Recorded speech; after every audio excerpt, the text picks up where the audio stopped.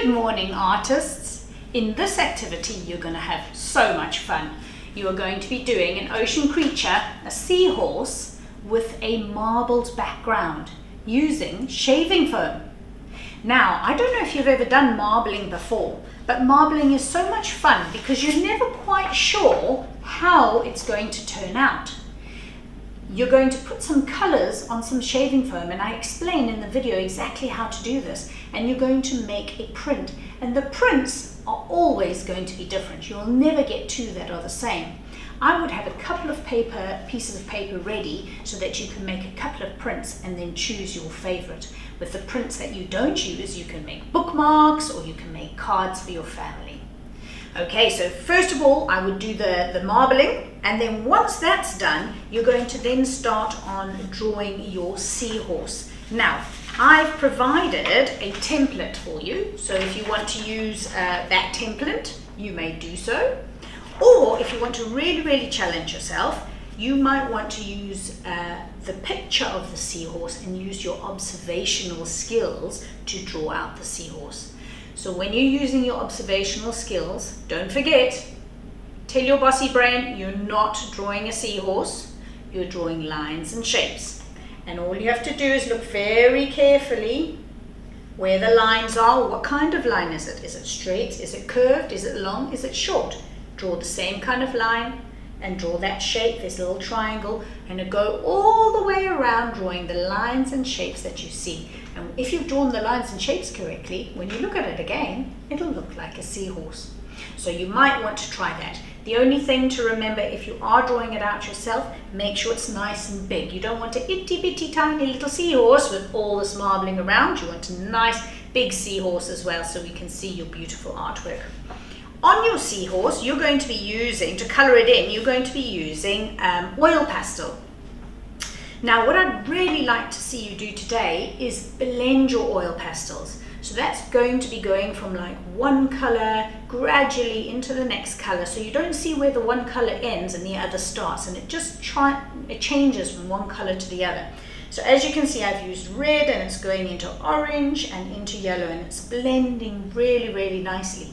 Now, you might not know how to do this yet, which is fine, because in the video I explain in detail of how you can blend. What I'd suggest you do is that on a little bit of paper, you just practice blending first of all before you start to colour your seahorse.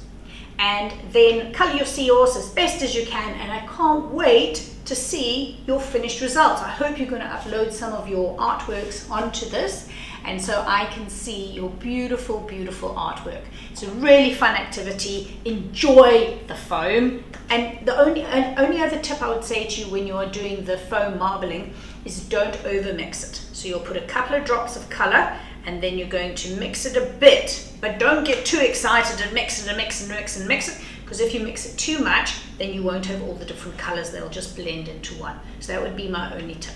But have loads of fun, and I can't wait to see what you produce.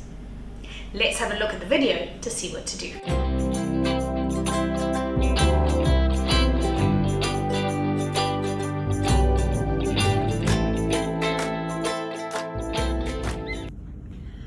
So when you're blending with oil pastels, you're first of all going to use analogous colors, usually, which are colors next to each other on the color wheel. Those are colors that work in harmony together, and when you blend them together, they work really well together. So I'm going to demonstrate some warm colors and then afterwards some cool colors. So what I'll do for my warm colors, I'm going to take a red, I'm going to take an orange, and I'm going to take a yellow.